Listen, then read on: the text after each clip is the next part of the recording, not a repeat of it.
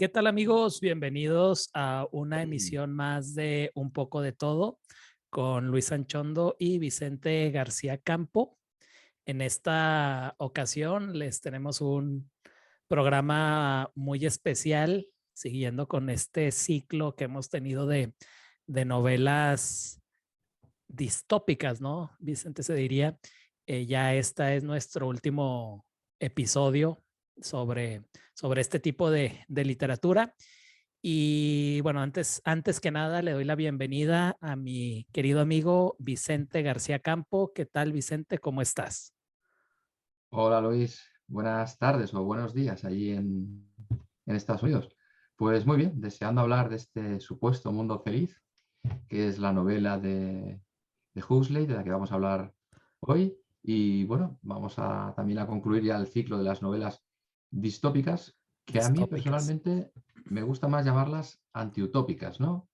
Ujú. Porque surgió en un primer momento la novela de Tomás Moro, de Utopía, pero al llegar al siglo XX cambió la tendencia y esas novelas que creaban un mundo justo, feliz, etcétera, pues se convirtieron en otra cosa, se convirtieron en todo lo contrario. Entonces, casi que el término de distopía a mí me gusta antiutopía. Antiutopía. Pero el Antiutopía. término que se utiliza en el mundo de la literatura es distópica, ¿verdad? Si no me, Sí, sí, bueno, al sí, menos en inglés, dystopic, en sí, español me sí. imagino que también. Así es, pues vamos a leer esta novela de Mundo Feliz que, que en inglés es Brave New World, ¿verdad? Siempre esa traducción se me hace interesante porque es totalmente distinta, ¿no? No es una traducción literal y a veces se me olvida que son las mismas novelas. Ayer que nos estamos poniendo de acuerdo, que te dije, bueno, Vicente, entonces mañana Mundo Feliz y me respondes Brave New World.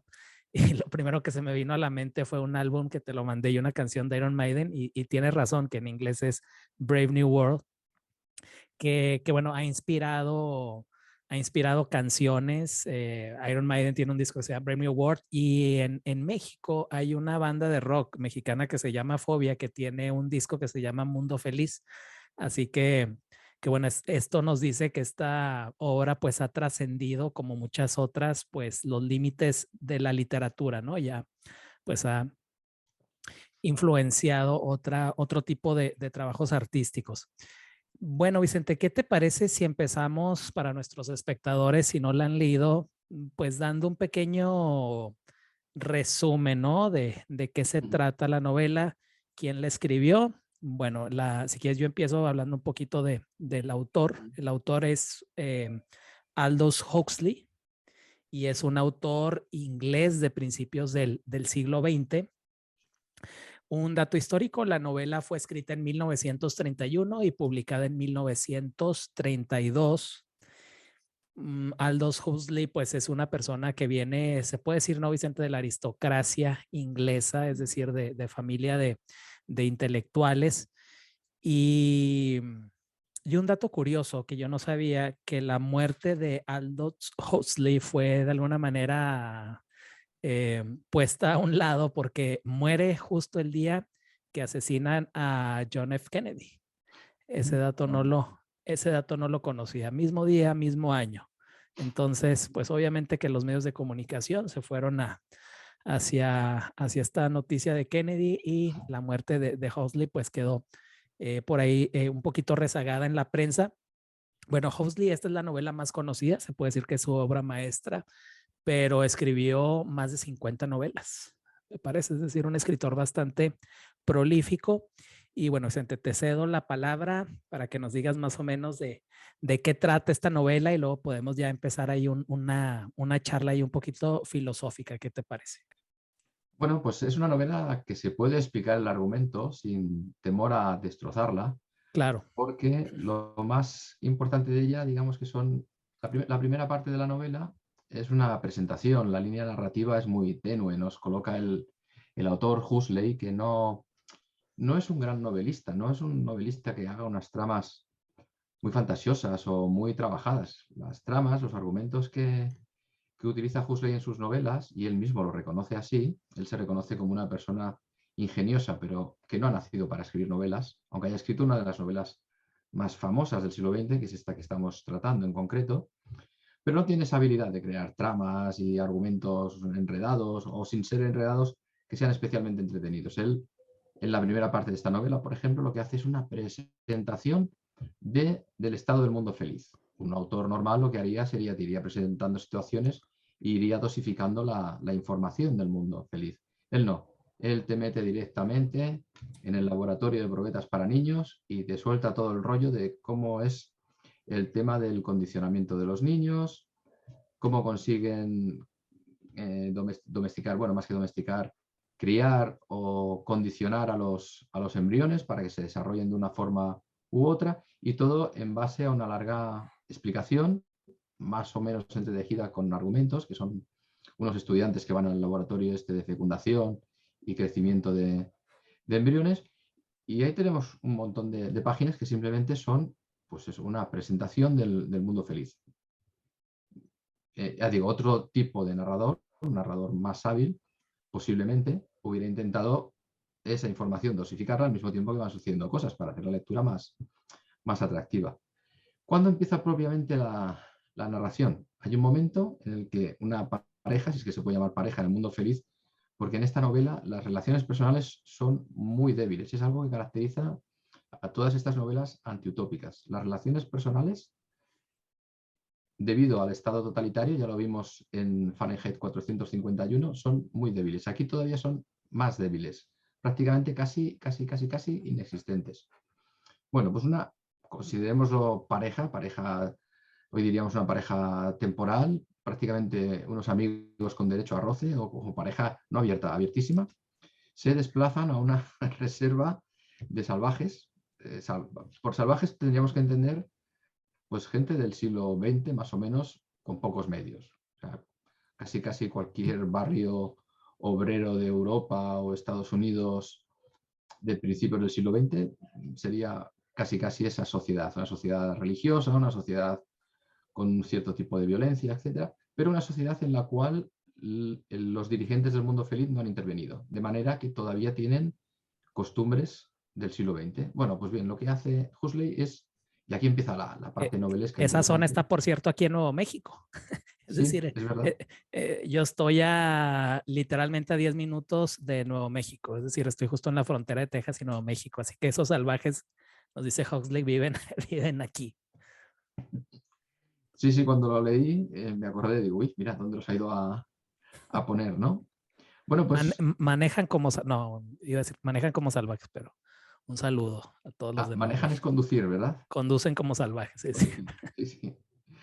Y bueno, pues lo que hace Huxley, un poquitín como hizo Robinson Crusoe con Viernes, si recordáis, Robinson Crusoe cuando le encuentran en la isla desierta, lleva a su salvaje, que se llama Viernes, bueno, le puso el nombre de Viernes, al Londres de la época. Entonces, Viernes pues tuvo un shock cultural importante. Pues aquí lo que hace Huxley es lo mismo, pero envía a un salvaje de Nuevo México, bueno, el Nuevo México inventado por Huxley, no el actual. Claro, ni el actual ni el del siglo XX. Sí. Él se lo inventó, Sí. la reserva. Por eso es una distopía, ¿no? Es interesante cómo nos veían desde Inglaterra, ¿eh? Sí. Y bueno, lo podía haber puesto en España, pero bueno, puso México porque estaba más lejos, supongo. No, Nuevo México, Nuevo México. Ahí eso, Nuevo México. Sí, Nuevo Sí, México, sí. aquí en Estados Unidos.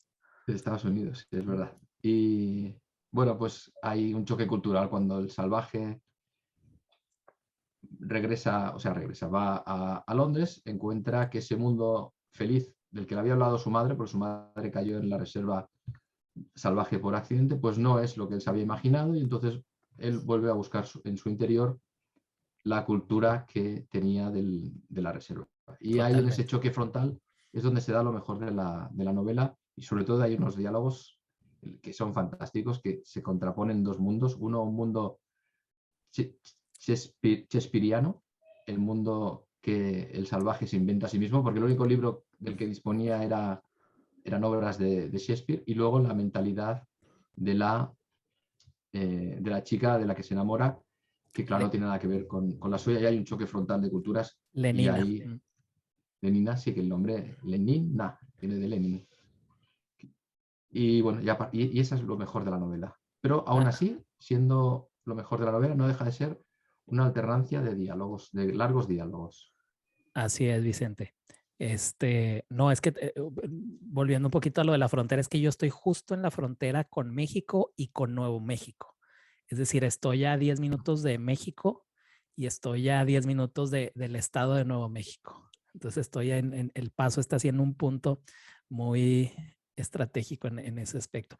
Bueno, con lo que comentabas, Vicente, tengo muchas notas por aquí, cosas subrayadas que me gustaría discutir, que yo creo necesitaríamos unas 2 horas, ¿no? Para dedicarle, pero de algo que mencionaste es que en este mundo feliz no existen las relaciones, ¿no? Bueno, existen, pero no las relaciones personales, no las relaciones amorosas, no las relaciones afectivas, porque obviamente eso para en un mundo feliz pues crea lo contrario, ¿no? Crea una relación, pues crea conflictos, crea peleas y es lo que no quieren en este mundo feliz. Eso se me hace interesante y eso me lleva a otro punto, pero antes de entrar a ese punto, me gustaría hacer hincapié en lo que mencionaste del estilo de esta obra, a diferencia de las otras que hemos leído. Tienes razón.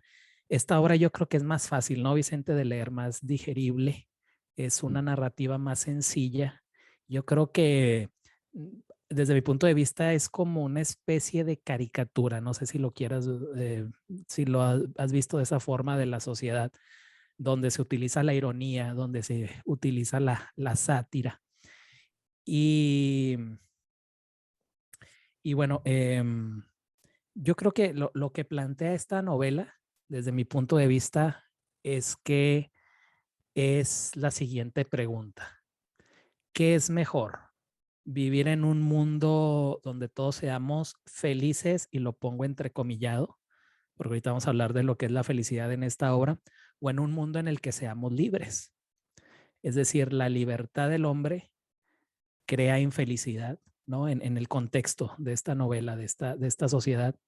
Un hombre feliz, un hombre que piensa, un hombre que puede tener relaciones personales, al final va a ser un ser humano infeliz. Y por otra parte, tenemos a estos ciudadanos que están ya, pues, ¿cómo lo podemos decir? Genéticamente predispuestos a vivir un cierto tipo de vida que los va a hacer felices, ¿no? Pero esta es una vida pues ya modificada genéticamente en este laboratorio, como empieza la novela donde están con los bebés, ¿no? Estos bebés que son me parece que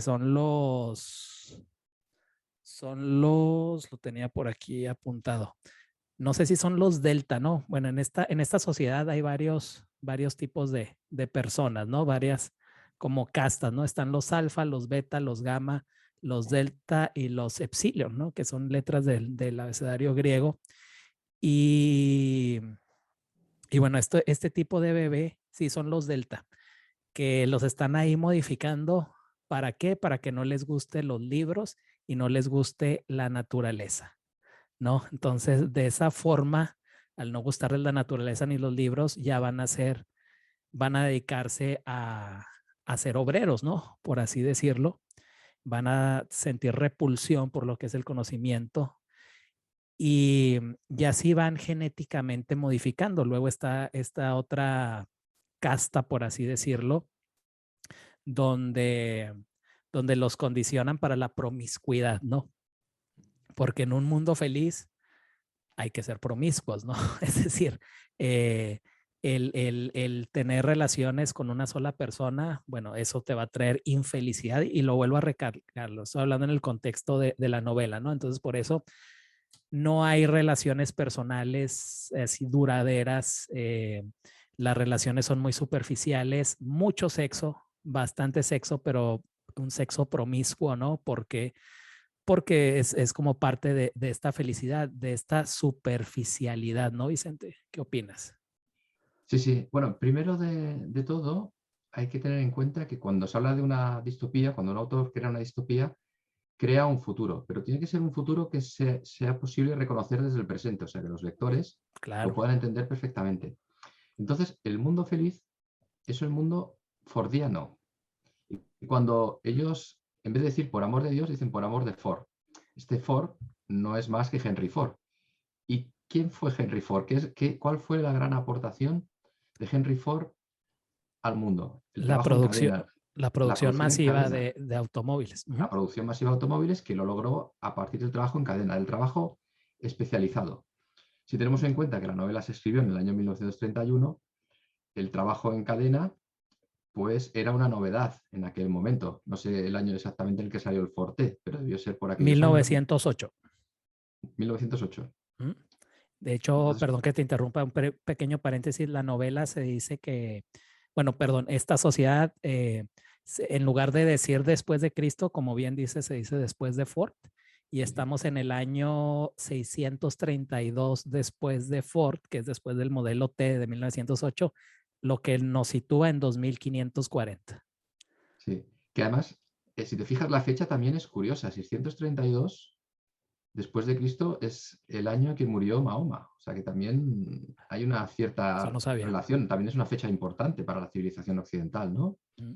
Y yo creo que todo está un poco relacionado, porque también utiliza los nombres de Darwin, de Lenin, de Marx, sin que haya demasiada relación en el texto con esos nombres, ¿eh?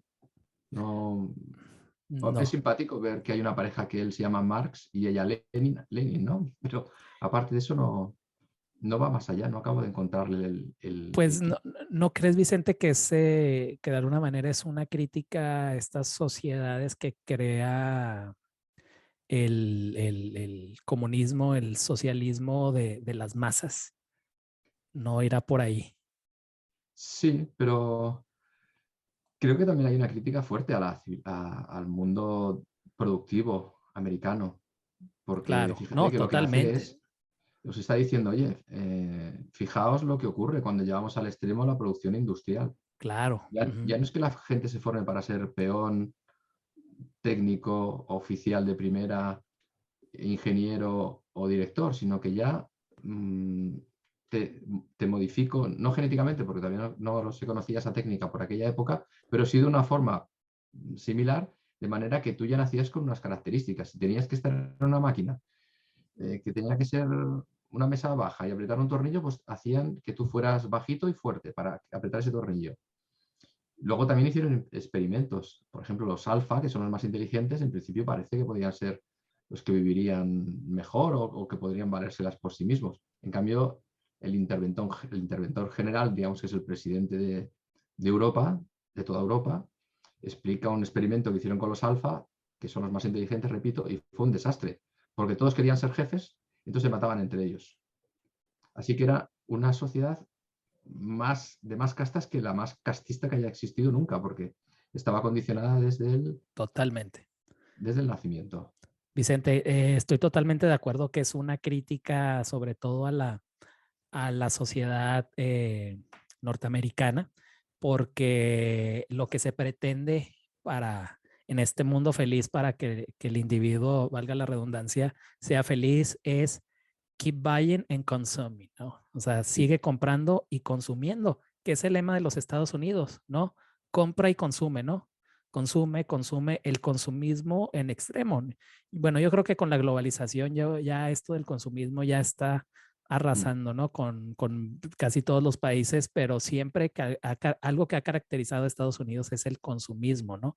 Es esta cultura de, eh, a mí me sorprende, ¿no? Ya cuando yo vine de México para acá, por ejemplo, iba a casas y había alacenas llenas de comida, llenas de cosas que no necesitabas, ¿no? O sea, los armarios llenos de ropa que no necesitas, que estoy diciendo, yo creo que esto se empieza a ver en todos los países, pero en Estados Unidos sí es algo bastante marcado porque es la cultura de consumir, consumir y consumir. Y lo vemos con los coches, ¿no? También, me imagino que, no sé, en España, pero aquí en Estados Unidos, ahorita que hablábamos de Ford, el compras un coche del año y te dan cierto tiempo terminarlo de pagar y en cuanto lo terminas de pagar, aunque el coche esté en muy buen estado, por cultura lo que haces es comprarte otro, ¿no?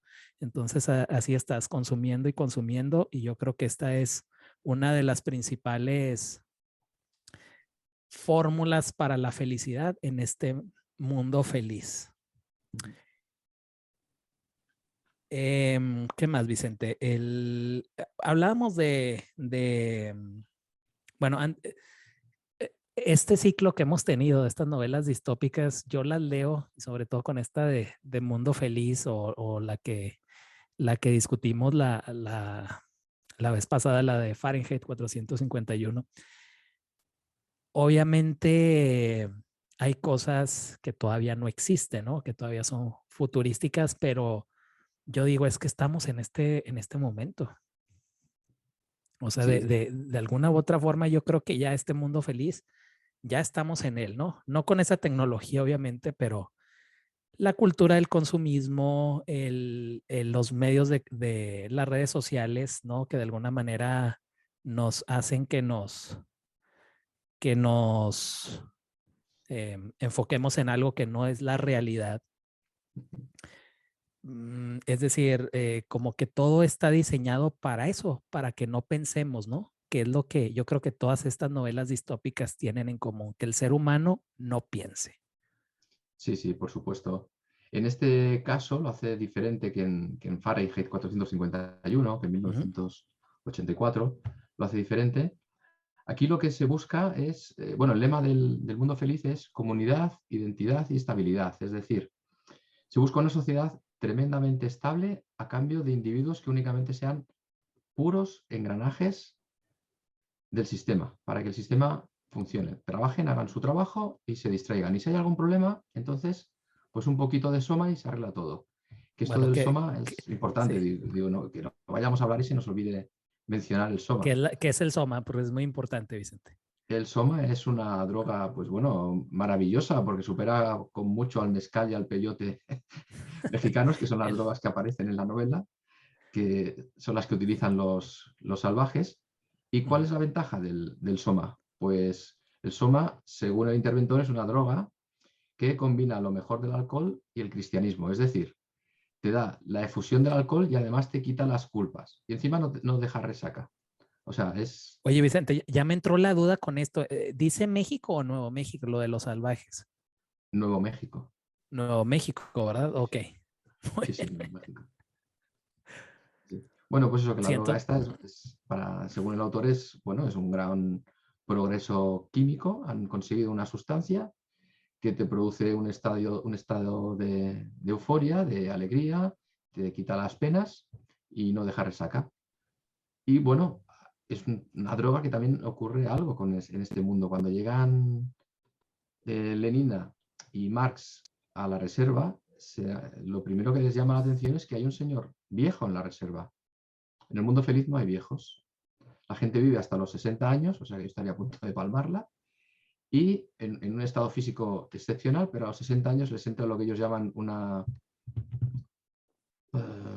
bueno, envejecen de golpe neuronalmente y mueren. No hay ancianos. ¿Por qué? Porque la droga les produce ese placer, les evita los problemas, pero los consume por dentro. Entonces no se desgastan físicamente. Llegan a los 60 años, los meten en un hospital, se mueren y pasan a ser fosfato para los campos, porque además lo aprovechan todo. Claro. Otra cosa del mundo feliz que es la velocidad. Aquí también aparece la velocidad. Si nos fijamos en todos los mundos distópicos, la velocidad es algo muy importante para el enajenamiento de las personas. Mm. Por ejemplo, todos los miembros alfa, todas las personas que son alfa en esta sociedad, disponen de un medio aéreo para trasladarse. Claro, resulta chocante, a mí al principio de la novela me chocó que un señor cualquiera pues, está trabajando en un edificio que ellos consideran pequeño, de 33 plantas. Cuando acaba de trabajar, se coge el helicóptero, está en Londres y se va a jugar al golf a Francia. O sea, y los ves que viajan constantemente para arriba, para abajo, pero tienen ellos sus propios medios de viajar. Y es también la velocidad. Todo es rápido, rápido, rápido, rápido, rápido. Y, y es una coincidencia de todas las sociedades distópicas que se crean, la velocidad. Y la de ahora, en la que estamos, donde la rapidez, todo lo queremos rápido, la instant gratification, ¿no? La gratificación instantánea de que ya es, si no tenemos algo rápido, porque todos los medios de comunicación, un mensaje, etcétera, nos llega en segundos, ya estamos desesperados, ¿no? Hemos perdido esa virtud de esperar, ¿no? De tener calma, del nada es urgente. Ahora nos parece que todo debe ser urgente, ¿no? Y todo es rápido, ¿no, Vicente? Sí, en Comida ese, rápida, fast food, sexo rápido, ¿no? Comunicación rápida, ¿no? sí, en ese sentido, esta novela yo creo que es la que más se parece a nuestro mundo, en el sentido este de la velocidad, por un lado, y luego en el tema sexual, claro, al no depender la reproducción del sexo, el sexo se convierte en una herramienta, En un hobby. en un hobby, bueno, y en un tipo de, y no es una cosa personal, pasa a ser un tema de cohesión social. Por ejemplo, hay una escena que la recordarás que se juntan 12 personas, 6 hombres y 6 mujeres, y parece una charla de estas que se hacen, pues, en, no sé, Alcohólicos Anónimos o algo por el estilo, ¿no? Pues no, resulta que sí, al principio es una charla, pero luego resulta que se empiezan a desnudar y se acuestan los 6 hombres con las 6 mujeres. Pero simplemente como una gimnasia sexual, allí no hay nada, es un tema de cohesión social. El sexo ha pasado a ser una cuestión social. O sea, ya no es un tema personal entre personas que se gustan o no. Y las relaciones pues nunca duran demasiado tiempo, más bien suelen durar bastante poco. Claro. Y se ve bien, o sea, y entre ellos lo ven lógico. Al no depender, que aquí da un paso frente a Fahrenheit 451. En Fahrenheit 451 todavía existe la familia, lo que pasa es que los hijos los cría el Estado. Aquí ni siquiera eso. Los hijos se producen en granjas, y los embriones sufren un proceso de condicionamiento. Las Genético, personas ya ¿no? no Podría intervienen para decirse. nada. O sea, es un paso más allá todavía que en ese aspecto de destrucción de la familia y convertir las personas, atomizarlas en unidades independientes unas de otras, da un paso grande frente a Fahrenheit 451, aunque esta novela es anterior en el tiempo a Fahrenheit 451. Así es un acondicionamiento. Bueno, siempre ha existido el acondicionamiento, ¿no? Ideológico, etcétera. Pero aquí sí es un acondicionamiento científico, ¿no? Es decir, ahí están estos científicos que, como ya mencionamos, a los niños mediante un proceso ahí en una especie de laboratorio, ya a ti no te van a gustar los libros, esta casta le va a gustar cierta cosa para que funcione, como bien dices, Vicente, el engranaje, ¿verdad? Bueno, y no solo eso, no es que creen una casta de especialistas, es que además procuran que sean todos iguales. Claro, O claro. sea, nosotros tenemos gemelos, trillizos, cuatrillizos, quintillizos, septillizos, y no vamos más allá en el vocabulario. Octillizos ya no es una palabra que no se usa prácticamente. Ellos, por el método Bokanowski, eran capaces, sobre todo entre los africanos, que por lo que se ve eran más fecundos que las personas de raza blanca que vivían en Europa, pues conseguir hasta 90 personas iguales. Entonces eso lo consideraban maravilloso porque para una empresa 90 personas exactamente iguales era el sumum de la productividad. O sea, no solamente creaban personas condicionadas, sino además exactamente iguales. Claro. Vicente, tengo aquí, iba a hacer un comentario, pero antes de que se me olvide, y esto no lo tenía aquí apuntado, ¿cuál crees tú que sea la importancia de en estos tiempos que estamos viviendo, los cuales son totalmente distópicos? ¿No? Vivimos dentro de una novela de Huxley, este, ¿cuál crees tú que sea la importancia de leer estas novelas ahora, Vicente? Es decir, ¿crees que sirvan para que el individuo de alguna manera despierte y se dé cuenta de en dónde estamos y sobre todo hacia dónde vamos? Yo creo que sí porque, bueno, como lo comentaba antes, lo principal en una novela distópica es que el lector sea capaz de reconocer ese futuro que se plantea en la novela como posible. Son novelas que se escribieron hace, pues, bueno, esta hace casi 100 años, 90 años, y las demás hace 80 años. Eso es algo bien importante, Vicente, bien, bien importante, porque como te digo, cuando leo estas novelas, digo, es que está describiendo el mundo actual. ¿no? Y digo, bueno, ah, no se me hace tan relevante, pero hay que situarnos en el momento en el que se escribieron, como bien dices. Imagínate haber leído esto en 1900, dije que se publicó, 32, ¿no? Por ahí que se publicó. Y claro, la producción en masa era algo relativamente nuevo, ¿no? Em, el consumismo, bueno, siempre ha existido, pero no como existe en estos tiempos. Y era realmente un futuro que yo creo que la gente pensaba que nunca iba a llegar, ¿no? O decían, bueno, sí, quizás vamos para ahí, pero vamos para allá, perdón, pero esto es una exageración. Me gusta la novela porque es un mundo de fantasía y me gustaría que alguien que la leyó en esa época, ¿verdad? No sé si todavía estén vivos, ¿no? Sí, bueno, puede ser, ¿no? Puede Quizás ser. puede ser. Y se acuerde de cuando la leyó y lo que sintió, lo que pensó y ahora qué piensa que ha llegado a este momento, ¿no? Se me haría interesantísimo porque es decir, es como que un futuro que se cumplió, ¿no? Y quizás se cumplió peor a como lo planteaban esas novelas. Sí. Bueno, la única diferencia que nos ha salvado hasta cierto punto, porque bueno, ahora hay que ver cómo está el patio aquí en Europa, es que estas novelas ya no plantean una utopía, porque las novelas utópicas de Tomás Moro se ofrecían como un estado salvador del individuo a cambio de ciertas libertades del individuo, pero que en las primeras novelas no eran ni mucho menos tan importantes. Además, se pretendía en utopía pues que la gente fuera culta, etcétera, con una educación, con unos medios, etcétera, etcétera, etcétera. ¿Qué ocurría en 1931 o después, en la época de 1984, de Rebelión en la Granja o de Fahrenheit 451? Que esos estados salvadores ya los conocíamos, ya los conocían los escritores. Y desde luego, lo único que habían procurado era la ausencia de libertad en los individuos y desde luego no la felicidad de sus ciudadanos. Así que, ¿qué ocurría? Que claro, cuando Orwell, por ejemplo, se acercó con Rebelión en la Granja a los totalitarismos tanto comunista como fascista, en el caso de Orwell más al sistema comunista, lo criticó desde dentro, criticó pues, cómo funcionaba todo el sistema.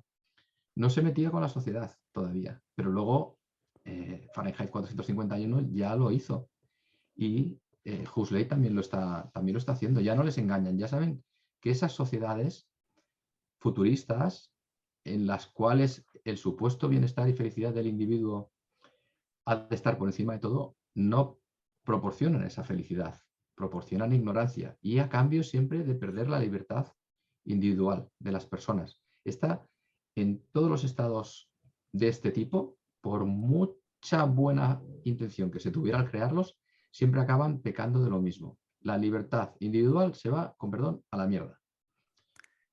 No sé muy bien por qué, pero los sistemas que acaban dirigiendo estos estados siempre terminan apoderándose apoderándose y metiéndose en la sociedad de las personas, en el día a día de las personas y Bueno, consiguen porque crear no les conviene que las personas piensen. Es bueno, pero decir, tampoco le conviene a los sistemas capitalistas, digamos, ¿no? no, Liberales. para nada. Exactamente. Pero en estos A otros, ningún sistema. en estos otros sistemas se acentúa todavía más. Claro, Bueno, no les interesa que haya técnicos, científicos y tal, que en el mundo feliz incluso a la ciencia le ponen trabas. claro, porque son científicos al servicio del poder, a ¿Sí? lo que le conviene, a lo que Sí, necesita. el mismo interventor, el presidente general, digamos, estuvo a punto de ser deportado a Santa Elena porque seguía una vía científica de investigación que podía ser contraproducente. La ciencia pasa a ser solamente una ciencia práctica para resolver problemas cotidianos. O sea, que Claro, incluso el conocimiento técnico y científico se ve afectado. Eso es algo que en las sociedades liberales no ocurre. O sea, las sociedades liberales tienen otro tipo de defectos, quizás, ¿no? Pero eso en concreto no. O sea, ahora mismo nosotros estamos en comunicación. No ha sido ningún sistema comunista el que lo ha inventado todo esto de Internet y demás. Los móviles ha sido la necesidad, bueno, primero de transmitir información y luego en el caso de los móviles han visto que era un filón de negocio. y se han metido por ahí, ¿vale? Han creado, pues, que las redes sociales, el no sé qué, no sé cuánto, que tienen su parte buena, pero también tienen su parte muy mala. Es el Soma Es de el SOMA nuestra actual, época. sí, sí. El SOMA. Las redes sociales y demás mal utilizadas son una especie de SOMA, una especie de enajenamiento. Claro, Tiene la y ventaja de que para... están diseñadas para eso, es decir, están diseñadas para ser adictivas. Sí, bueno, son pastillitas pequeñitas de 15, 30 segundos de una cosa simpática que pasa y otra, otra, otra y otra. Y consiguen que Y el cerebro se vuelvo, desentrene de pensar. vuelvo a lo mismo. Aquí está bueno, no quiero sonar la gran tragedia actual, ¿no? Que es decir, en el sentido de que esto pues ha acabado con la comunicación, ahora sí que personal, ¿no? Vicente va poco a poco terminando con ello. Bueno, esto como un símbolo, ¿no? Me refiero a las redes sociales, etcétera. Y esto está diseñado para ser adictivo, es decir, este tipo de formato de los móviles está diseñado para que lo estés viendo a cada momento. Yo no tengo redes sociales, pero no quiere decir que no reconozca que sí tenga cierta adicción al móvil, ¿no? Pero tienes razón, Vicente. Algo que estaba yo pensando, no sé tú qué opines, ayer que me estaba releyendo un poquito y esta, esta obra, con esto de las castas, ¿no? La alfa, la beta, la gamma, delta y el epsilon, pensé en la Edad Media, ¿no? En la Edad Media donde todo estaba también, eh, la sociedad estaba organizada por castas, ¿no? Es decir, los trabajadores, los agricultores, los vasallos, los guerreros, los nobles. Y si tú nacías agricultor, ya estabas destinado a ser agricultor, que era también un sistema de alguna manera parecido a lo que plantea Mundo Feliz, obviamente sin esa gran tecnología, ¿no? A lo que voy con esto es que este tipo de sociedades yo creo que siempre han existido de alguna u otra manera y no teníamos el soma, ¿no? Que el soma es esta droga. El soma es esta droga de que los seres humanos en el mundo feliz ya están condicionados a, a ser felices, pero pueden tener cierto momento de felicidad y en ese momento agarran esto y se lo toman y esta droga y a seguir felices, ¿no? Y en la Edad Media, pues no quiero sonar a la frase tan trillada de Marx, pero pues el soma de alguna manera era la religión, ¿no? Es decir, la religión era lo que te resolvía todos los problemas existenciales que podías tener. ¿Tú qué opinas, Vicente? ¿Crees que de alguna manera la Edad Media era de alguna manera el tratar de este mundo feliz donde la gente no se cuestionaba, donde no, si nacías agricultor, tú sabías que te ibas a quedar ahí a menos de que fueras eclesiástico y ahí sí podías de alguna manera destacar un poco? ¿O crees que estoy totalmente divagando, Vicente? No, no, tienes parte de razón. Lo que sí que es cierto es que, claro, aquí las personas ya nacen, cuando nacen, en el mundo feliz, nacen condicionadas física y mentalmente. O sea, no pueden, sus estructuras físicas están diseñadas para hacer un determinado trabajo, sus estructuras mentales también. Y si no hacen eso, no son felices. En la Edad Media, bueno, pues había diferentes, es cierto que era una sociedad, de castas, de sociedad clasista completamente, De pero también estamentos. es cierto que, por ejemplo, a través de la iglesia se podía ascender en el entramado social Totalmente, o a través de totalmente. la guerra. Por Por ejemplo, eso claro, es un se dice, caso que lo hablamos hace, pues ya desde hace casi un año o por ahí. ya por ahí va. Vicente, qué bueno que lo mencionas. Cumplimos un año de podcast. ¿Sí? No ¿Y sé exactamente, no es tienes música en, por ahí de cumpleaños feliz? sí, no, no, no es exactamente el día, pero sí estamos en el mes. Así que hubiéramos empezado con eso, Vicente. Una disculpa que se me pasó, pero pues felicidades, Vicente, por este proyecto.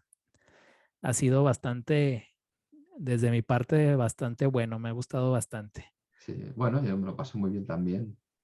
Así que Y no, bueno, pues eso, feliz aniversario, ¿no? es nuestro primer aniversario. habrá que celebrarlo. Y muchas gracias a nuestros amigos que nos siguen, difundan amigos para seguir creciendo y realmente muchas gracias a nuestros fieles seguidores que desde un año nos dejan comentarios. Está por ahí Carlos Aguilar, está por ahí Joaquín Guayarte. Si estoy pronunciando bien el apellido, Vicente. Sí, Guayarte. Guayarte, que por cierto nos dejó muy buen comentario en el video pasado. Muchas gracias, Joaquín. Y nos dejó también comentarios en Rebelión en la Granja, que por algún motivo no aparecen, pero yo los tengo, así que en la próxima emisión los leemos para volver un poquito rápidamente, porque son comentarios muy buenos, ¿eh? Son comentarios que vale la pena mencionarse. Si comentan amigos, si no aparece, no es que yo los borre, ni mucho menos, a menos de que sea una falta de respeto hacia mí o hacia Vicente, pero por algún motivo YouTube a veces salen comentarios y a veces no, y a veces me pasa a mí también comentando en otras páginas, así que no sé esto de los algoritmos de este mundo feliz, Vicente, en el que vivimos. Sí, sí, sí. En fin, bueno, pues Vicente, eso, ¿no? dime. No, para terminar, que en la Edad Media sí que es cierto, hay una sociedad de castas, clasista. Bueno, todos los que hayan estudiado bachillerato recordarán la pirámide, ¿no? El rey arriba y abajo el pueblo llano, ¿no? Pero había pequeñas posibilidades de subir dentro de esa clase porque no estaban condicionados. O sea, no había una imposibilidad física o mental directa. Evidentemente, si a una persona no le das estudios, le das una azada y acabar toda la vida, pues no va a poder salir del trozo de tierra en el que le ha tocado nacer. Pero en el mundo feliz, que el tema de las comunicaciones, no, todo el mundo tiene acceso a ellas, sin embargo, no se produce ese tipo de trasvases entre un grupo delta y un grupo alfa muchísimo menos al epsilon, ¿no? Sino que es completamente estanco. Esa sería la diferencia, como mínimo teórica. Luego en la práctica lo cierto es que personajes como el Cid hubo muy pocos, porque si no, no sería tan famoso el Cid como lo es, por ejemplo, ¿no? Exactamente, así es. Sí que en la iglesia sí que se producía algo más de ascenso social a través de la iglesia, porque, bueno, el monje...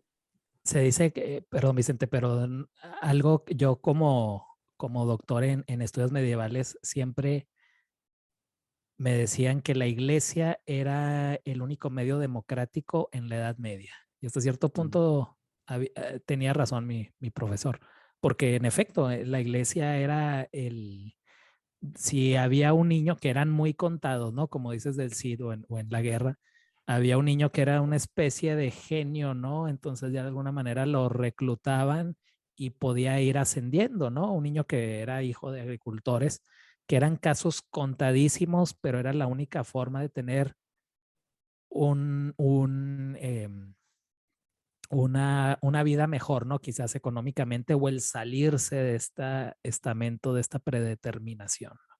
Bueno, es Cosa que, que cosa que cambia en el Renacimiento, ¿no? Con la clase burguesa y con el comercio, etcétera. sí, sí, bueno, y ahí es donde empieza mi novela. Aquí voy a hacer como Paco Umbral, hablar de mi libro, ¿no? Mi novela, Adelante. la de la Dama de Valencia, empieza ahí, en ese momento en que la sociedad se transforma y pasa a ser de una sociedad clasista a una sociedad burguesa. Mm. Y el ajedrez, que es un juego que refleja la sociedad, aunque yo en la novela intento dar la vuelta y lo planteo como que es la sociedad la que imita al ajedrez, la dama, que representa a la mujer y también a la reina, pasa a ser una figura muy fuerte y el peón es una figura que cuando llega al final del tablero se puede transformar en cualquier otra figura, que sería el caso del Cid llevado al ajedrez. O sea, un peón, un guerrero, un infanzón llega al final del tablero y puede convertirse en cualquier figura del ajedrez, excepto el rey. El rey sigue siendo sagrado. Y bueno, ahora no sé por qué me he ido por lo de la Dama de Valencia, sí por el tema de Bueno, las clases sociales. lean La Dama de Valencia de Vicente García Campos. Se consigue en Amazon, ¿no? Digitalmente, Vicente. Sí, se puede conseguir en Su, Amazon e incluso si alguien no la quiere comprar, yo estoy viendo que hay mucha gente que se la descarga en el KNP, no sé cómo se llama exactamente. Es un sistema que tiene Amazon para leer en línea. Mm. Por ejemplo, La Dama de Valencia se ha leído muchísimo, pero muchísimo en la India. Ha estado la tercera después del Quijote y de la Piedra Filosofal de Harry Potter, en la India, la novela en español en línea que más se leía era La Dama de Valencia. No Ahí me está. preguntéis por qué, no tengo ni idea. Vicente, tenemos, me olvidé de mencionar, tenemos también una espectadora a quien le mando un saludo que va con el mote de, me parece que Alba Bella, que nos ve desde el Perú, nos ve desde el Ah, Cusco. Así que nos deja muy buenos comentarios. Muchas gracias, amiga, por vernos hasta aquellas tierras tan bellas del Perú, por Cusco. Y puso en un comentario, Vicente, que cuántos libros tienes y no respondí. ¿Cuántos libros tienes publicados, Vicente? ¿Y dónde se consiguen? publicados, Ya que estamos publicados hablando. 5. Este año saldrá otro libro, un sexto libro. Y bueno, vamos haciendo. La verdad es que no soy un escritor muy prolífico. También hace poco que he empezado a escribir. Hay que tener en cuenta que yo mi formación es de ingeniero. Yo no empecé a tocar temas de letras, aunque he leído toda la vida, hasta prácticamente los 45 años. He sido empresario, con lo cual trabajaba 60 horas a la semana, no disponía de tiempo. Sí que tenía ganas de escribir Y desde deportista los 30. profesional, ¿no? También ¿Eh? eras deportista profesional, ¿no? No, no llegué a profesional. Fui ciclista en categoría amateur y hice atletismo, pero no, profesional no llegué a ser nunca en el deporte. Ya me hubiera gustado. Ok, bueno, pensé, Pero yo tenía esa idea que en algún momento habías llegado ahí a, ok, ya no tenía suficientes cualidades. Aparte es que piensa que la prueba que corría yo aquí en España había que ser muy bueno en aquellos momentos, porque estaba Fermín Cacho, campeón olímpico y segunda marca mundial en 1500. Luego había un chico que se llamaba Cañellas, otro Redolat, eh, Reyes Estevez. Estamos hablando de que eran los mejores del mundo. Hubo una generación, la mía, que pero te en rozabas con ellos, ¿no? De alguna manera tenías, ¿o no? les veía el culo por detrás. Llegaste a competir, ¿no? Con estos grandes Sí, nombres, ¿no? sí, Pues sí, casi, sí. casi profesional, Bueno, Vicente. Por eso tenía esa idea yo de... a competir no, salía con ellos. Luego ellos se iban por delante. No, no, Ok. hombre, piensa que estás hablando de unos atletas impresionantes. Principios de los Hasta ahora, 90, ¿no? Más o menos. sí, Mm. hasta ahora, o sea, desde que salieron aquellos atletas hasta prácticamente este año 2021, hasta el año pasado 2021, no había habido atletas en España que igualaran esas marcas. Han pasado 30 años. O sea, tenían un talento excepcional. Isaac Viciosa, Fermín Cacho, Anacleto Jiménez, eran verdaderas máquinas de correr. La verdad es que Abel Antón, que quedó campeón del mundo de maratón, Martín Fiz, que también quedó campeón del mundo de maratón. No, fue una generación maravillosa. Yo desde aquí les saludo a todos los grandes campeones y campeonas de atletismo de aquella época que levantaron el atletismo en este Bueno, país. es Y un que deporte que España es un gran país de atletas, ¿eh? Digo, los noventas, principios de este siglo también, campeones en básquetbol, los mejores equipos de fútbol, de Fórmula Uno, tenis con Rafa Nadal, etcétera. Es decir, cuna de sí, grandes deportistas, ¿eh? bueno, campeones del mundo de fútbol también. Exacto, Sí, sí. exactamente, exactamente. Hombre, en baloncesto tiene mérito porque somos un país de bajitos. Entonces, Mm. que consigamos juntar los pocos altos que tenemos y que jueguen bien al baloncesto, quiere decir que hay un buen nivel de entrenadores, hay una buena base, una buena liga. Si no, no salen, ¿eh? La gente, buenos médicos, buenos fisioterapeutas, buenos psicólogos, porque un deportista de élite necesita todos estos factores. Y sobre todo me imagino que habrá apoyo, ¿no? Del gobierno o no. No, no, No, ok, muy poquito. muy poco. Hombre, sí, Eso pasa, los bueno, que están arriba sí. En Estados Unidos si algo se apoya es el deporte, pero se descuidan miles de cosas más, ¿no? Entonces, no es No, que sea tampoco mucho mérito. aquí en España es trabajo de las familias. Cuando un Ok, chaval despunta, pues la familia suele estar detrás claro, y apoya.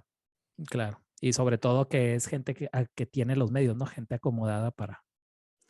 Bueno, depende del deporte, ¿eh? Por ejemplo, en Mm, atletismo suele ser gente más bien de economías modestas, porque el ok. atletismo o el ciclismo son deportes muy duros. La Fórmula Uno, ¿no? El tenis, A la ¿no? Fórmula 1 sí que necesitas una infraestructura de industria, pero en el Totalmente. atletismo con unas zapatillas es suficiente. Así es. Vicente, ya para terminar, nada más, no quiero terminar esta emisión sin hablar, aunque sea un par de minutos, sobre este personaje que es John el Salvaje. No sé en español cómo si era Juan el Salvaje o le decían, o le dejaron John. John. John, que es esta persona que, como bien mencionaste, vivía en esta reserva de Nuevo México y lo llevan a la ciudad y se hace una celebridad, ¿no? Pero se da cuenta de que este mundo feliz pues es una farsa, muere la mamá y, y al final él y este otro personaje, el protagonista Bernard, son exiliados hacia unas islas, ¿verdad? Para que exiliados de este mundo feliz y John vive en una especie de faro, ¿no? En soledad. Y se me hace muy interesante que luego se vuelve otra celebridad porque se dan cuenta que se da de latigazos, ¿no? Que es algo totalmente contrario a lo del mundo feliz y por ello pues la gente lo ve como pues como un personaje así casi como de circo, ¿no? En el buen sentido de la palabra. Y empiezan a ir al faro para verlo y darse de latigazos, pero se me hace interesante el final, que es un final trágico, ¿no? Es decir, este personaje que no quiere vivir en este mundo feliz, que se rehúsa, al final el mundo feliz lo destruye, ¿no? Y simbolizado por el suicidio, ¿no? De este personaje al final. Eso nada más quería mencionar esto, que al final el mundo feliz termina por destruir al individuo que no se adapta a este mundo, ¿no? Y yo creo que es lo que pasa con estos mundos en el que vivimos actualmente, que una persona que no se puede adaptar o que no quiere adaptarse, pues lamentablemente necesitas muchas agallas para que al final el sistema no te destruya, ¿no? Sí, sí, en el caso del salvaje se da esta circunstancia que, bueno, viene con una cultura basada en los libros de Shakespeare que ha leído.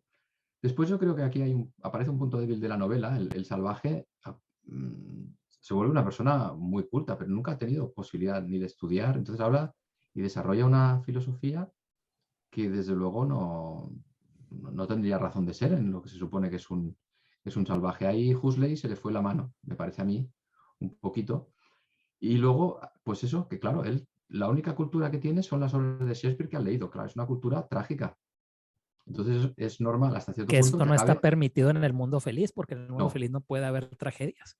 no puede haber tragedias porque lo dice el interventor en un momento de la novela. Dice, para que haya héroes o para que se pueda escribir una buena tragedia, tiene que haber una sociedad inestable. Y en nuestro mundo la sociedad es completamente estable. De manera, yo cuando leí estas líneas me acordaba de Suiza. Suiza es un país muy rico, pero no es demasiado. Si lo comparas con España, en España hay cantidad de literatos, de cineastas, etcétera. ¿Por qué? Porque España es una sociedad un poco inestable y ahí pasan muchas cosas. En El, Suiza, el, el siglo de oro totalmente inestable y los mejores escritores Cervantes, los mejores pintores, Velázquez, el Greco, etcétera. sí. En cambio, en Suiza, cuando han salido buenos escritores, que los hay, por supuesto, son escritores que se han mirado el ombligo y se han quejado de ser una sociedad pues tan perfecta, tan rica y tan acomodada. Claro, desde España los miramos con envidia. Sí. Yo la primera vez que fui a Suiza en los años, a finales de los años 80, principios de los 90, claro, el hecho de dejar un coche en la calle, un descapotable que valía un montón de dinero, con las llaves puestas y que nadie se lo llevara, me parecía increíble. Claro, en España ese coche dura, no llega a 2 minutos. No es que quiera hablar En mal de los México no españoles, llega a ¿eh? 2 segundos. Pero, o los periódicos los dejaban, ahora ya no se leerán tantos periódicos, ¿no? Los dejaban en los kioscos, la gente cogía el periódico y ponía el dinero. Eso pasaba aquí, Vicente. No sé si, creo que ya no, pero en Estados Unidos había ni siquiera había un kiosco con una persona. Los periódicos los dejaban como en una especie de vitrina que estaba sola. Entonces, tú ponías ahí lo que te costaba, no sé si era 25 o 50 centavos, se abría la vitrina y como podías coger uno, podías coger todos. Entonces, digo que para qué quieres cogerlos todos, ¿no? Pero ya esas cosas ya no se fían. Entonces, me parece que ya han quitado eso. Ujú. Bueno, pues eso, que curiosamente estas sociedades tan estables, el propio interventor lo dice así, dice, no se pueden escribir tragedias o no puede haber héroes. Claro, para que haya un héroe que tiene que haber una guerra, una situación conflictiva. Si conseguimos que todos vaya sobre ruedas, que ruede todo como una seda, pues todo eso desaparece, que es lo que pretendían en el mundo feliz. La felicidad a cambio, pues, de lo insustancial y de la pérdida de libertad De la individual. superficialidad, la pérdida del individuo y el vivir como una máquina. Vicente, pues hemos terminado. Muchísimas gracias. Como siempre, te mando un abrazo. Eh, Muchas gracias a ustedes, amigos, también por vernos. Difundan por favor este video. Y pues ya nos veremos, Vicente, en otra emisión. ¿Qué te parece? En unas 2 semanas, Pues sí, ¿no? Quizás un par de semanas, 3, sí, por ahí. por ahí. No sé cuándo cae Ya, Semana Santa, que estaré por Soria yo. ok, muy bien, excelente. Entonces, pues ahí nos ponemos de acuerdo, Vicente. ¿Qué te parece? De acuerdo. Bueno, yo por si te sirve de referencia, decías de leer El Exorcista, yo ahora no estoy leyendo El Exorcista, estoy leyendo Nada, de Carmen Laforet, una autora interesantísima de Ujú. la recién posguerra española, una novela del año 42 o 43, el primer premio Nadal, que la leí Ujú, cuando sí, tenía 20 años, la estoy releyendo ahora y me está volviendo a gustar. Si te parece, yo podemos ir la también, próxima yo la vez. leí hace muchos años también. Si quieres, hablamos sobre Carmen Laforet. ¿Qué te parece? Sí, ella es una persona interesante y la novela también. Perfecto. Bueno, pues muchas gracias, Vicente. Un abrazo. Adiós, Luis. Buenas tardes. Gracias.